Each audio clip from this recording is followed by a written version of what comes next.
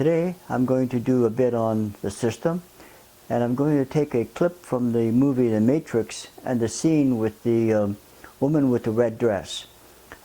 It's symbolic in a lot of ways to our present reality. The Matrix is a system, Neo. That system is our enemy. But when you're inside, you look around, what do you see? Businessmen, teachers, lawyers, carpenters, the very minds of the people we are trying to save. But until we do, these people are still a part of that system, and that makes them our enemy. You have to understand, most of these people are not ready to be unplugged. And many of them are so inert, so hopelessly dependent on the system, that they will fight to protect it. Were you listening to me, Neo? Or were you looking at the woman in the red dress? I was... Look again. Freeze it.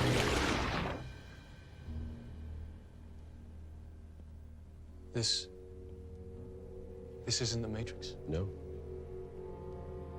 It's another training program designed to teach you one thing. If you are not one of us, you are one of them. In it, Morpheus tells Neo that the Matrix is the system, and that the people, that the system is the enemy, and that the people in the system, the businessmen, the lawyers, the teachers, the carpenters, the plumbers, friends, relatives, etc. He doesn't say that, but implies that, are all part of the system and therefore are part of the enemy.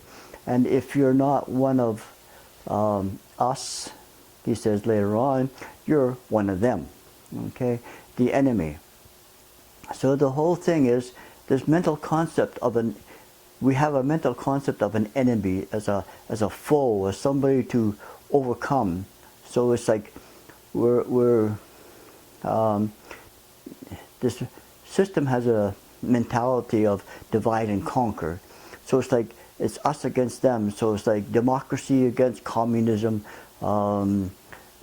fighting for freedom, and it's also there's two main aspects, or two main forces in the system that basically head the whole thing. Everything kind of revolves around this, but it's politics and religion. So politics does the brainwashing in one way, religion does the brainwashing in another way, controls the population through, again, through your imprints, program, and beliefs, okay? So as politics, as society, as the system, people function in it according to their programs, imprints, and beliefs. Okay, and they'll fight to defend them because they believe they're right. Okay, they'll fight for their political belief, they'll fight for their religious belief, because it's what they've been programmed is right for them. They can't be a loser, they gotta be a winner. Okay, so this is the thing. So it's like the symbolism is that the enemy is outside there, is all the people out there, the lawyers, the teachers, the carpenters, the whatever, okay? That's not the enemy, okay?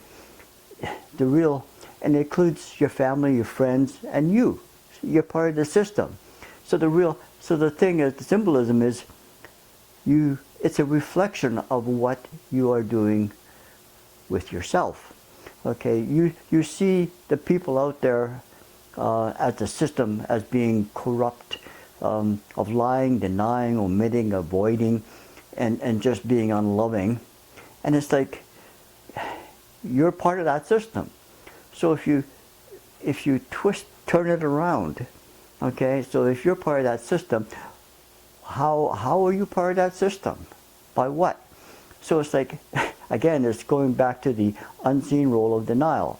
So when what you're doing, as part of the system, you're out there being nice, being kind, trying to get ahead, trying to be successful, trying to be accepted, trying to be loved, trying all these things you're doing you're playing the game, the system. And the system has controllers. Even though you have political leaders and religious leaders, they're all being controlled behind the scenes. There's other stuff going on.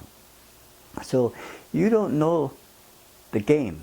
But once you start to, you don't know the game you're playing as when you're in part of the system, because you just go with the flow, you're going with everybody else, doing whatever everybody else is doing. But once you start analyzing the system, and you see what's really going on, and it's like, once you become aware of the game and how it's played, because the game uses denial, okay, the power of denial, avoidance, omission, and lies. And you know that if you want to play that game, if you want to be honest and truthful, you're not going to win, because they're not going to tell the truth. That's the system, okay? It's built on that. That's what supports it. And as long as you're in denial and lie and omit and avoid being real, you're supporting the system. You are part of it, okay?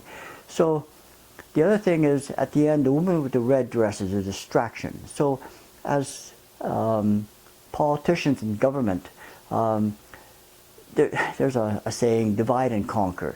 So as long as the government can give you a diversion, a distraction, okay, whether it be a sports or movies or celebrities or music or alcohol or drugs or whatever, as long as you're happy, okay, you're not going to revolt. You're not going to question them, because you're just going to go la la la merrily along, following whatever happens. And it's like, well, that's just normal. That's just how we work.